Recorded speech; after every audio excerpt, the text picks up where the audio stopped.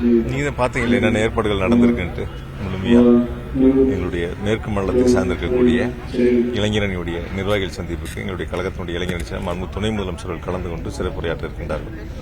ஆகவே இது ஒரு வரலாற்று சிறப்புமிக்க நிர்வாகிகள் சந்திப்பாக ஒரு மாநில மாநாட்டை போல மிக பிரம்மாண்டமான ஏற்பாடுகள் செய்யப்பட்டிருக்கின்றன.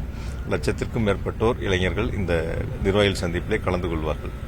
இன்றைய கூட்டத்தில் என்ன மாதிரியான அறிவுறுத்தல்கள் இளைஞரணியினருக்கு கொடுக்கும்? ஏன்னா வழக்கமா பொதுவான கூட்டம் இல்லாமல் இளைஞரணியினருக்கு நடத்துறதுனால என்ன மாதிரியான ஊக்கப்படுத்தக்கூடிய வகையிலான என்ன மாதிரியான பேச்சு இருக்குன்னு எதிர்பார்க்குறீங்க? கூட்டம் முடிஞ்சு பாருங்க. கூட்டத்தில் தான் அந்த சிறப்புரைகளில் என்னென்ன அறிவுறுத்தல்கள் இருக்கும், எங்களுக்கெல்லாம் என்ன ஆலோசனைகளை எங்களுடைய துணை முதலமைச்சர் சொல்ல போறாங்கன்ட்டு கூட்டம் முடிஞ்சதுக்கப்புறம் நம்ம பார்ப்போம். மிக சிறப்பா இருக்கு போது. நேற்றைய தினம் முதல்வர் பேசும்போது ஐடி விங்குக்கு தனியாக ஒரு இது கொடுத்திருந்தார். தடுப்பாட்டமா இல்லாமல் அடித்து ஆட வேண்டும் அப்படின்ற மாதிரியான ஒரு அறிவுறுத்தல்கள் இருக்கும். சாயங்காலம் கூட்டம் முடிஞ்சதுக்கு அப்புறம் பார்ப்போம். என்னுடைய துணை முதலமைச்சர் எங்களுக்கு என்ன அட்வைஸ் பண்றாங்க பார்த்துட்டு மிக சிறப்பான மாநாடா இருக்குது. நிர்வாகிகள் சந்திப்பு தான், ஆனா மாநாட்டை போல மிக சிறப்பா இருக்கு. நிச்சயமா இருக்கும்.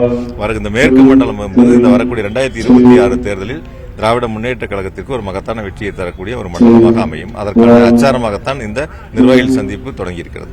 அடுத்து வாக்காளர் சந்திப்பு நிகழ்ச்சிகள் அடுத்து கோவை மாவட்டத்தில் மண்டலத்தில் நடத்துவதற்கான திட்டங்கள் இருக்கா? அது எப்ப நடத்துறோம்?